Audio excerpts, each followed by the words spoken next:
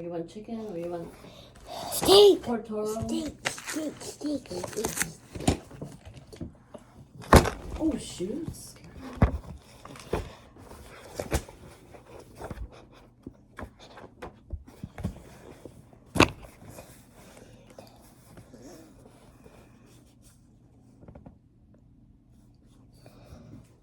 He'll get away. No, it's impossible, thought Nikolai, continuing to shout in a hoarse voice. Halloo, he shouted, his eyes seeking the old dog. His only rope was all his age strength, stretching out as much as he could. Looking at the wolf, galloped heavily alongside the beast, trying to head him off, but it was clear the speed of the wolf and the slowness of the dog that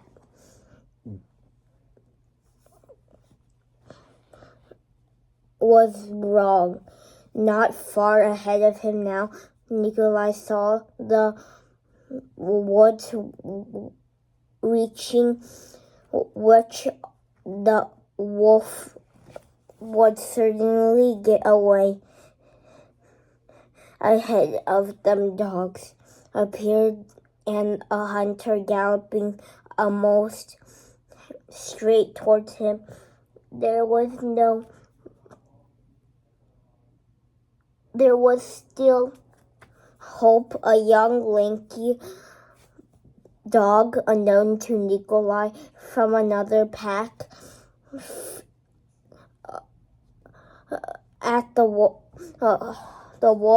from the front and nearly bowled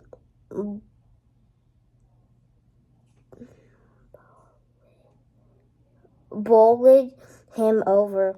The wolf got up more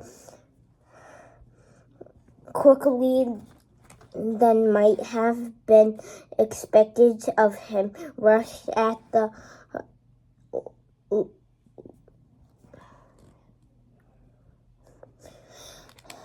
let out a piercing squirrel, burying its head in the ground. Thanks to the delay, the old dog, his matted fur hanging from his haunches, headed off the wolf and was now within 5 paces of him. The wolf, as if seeing the danger, gave a sidelong glance, tucked his tail still further between his legs, and increased the pace. But here Nikolai only saw that something happened. He was instantly on top of the wolf and rolled head over heels with him into a ditch in the front of him. That the moment when Nikolai saw the dogs swarming over the wolf in the ditch, saw under them the wolf's gray fur, his outstretched hind leg, and his frightened and gasping head with its ears laid back. The moment when Nikolai saw that was the happiest moment of his life. He had already taken hold of the pommel so as to dismount the dogs. Then his front legs stood up and tucking in his tail, moved off, drawing away from the dogs again. His fur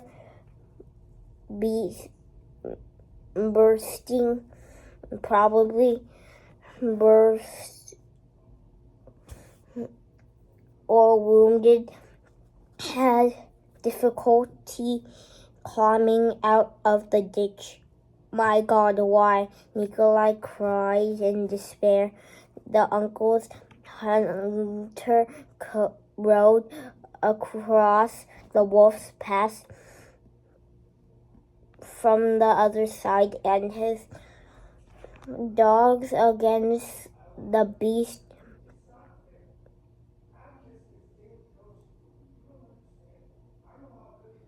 He was again surrounded. Nikolai, his groom, the uncle, and his hunter all rode around the beast, howling, shouting, prepared to dismount at any moment.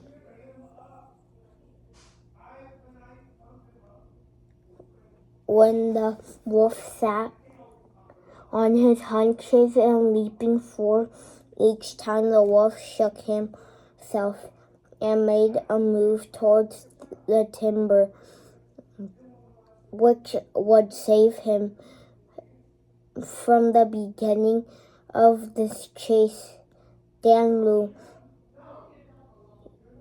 hearing the howling, had ridden out to the edge of the woods. He saw the wolf, his horse, supposing the business was over, but when the hunters did not dismount, when the wolf shook himself and again began to make off, his brown horse towards the wolf to head off the wolf. Thanks to this direction, he rode up to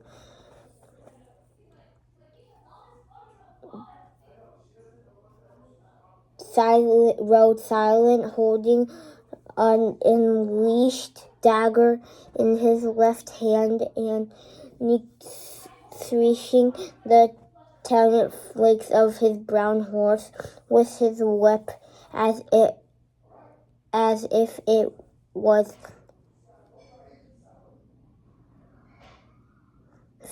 failing heavily.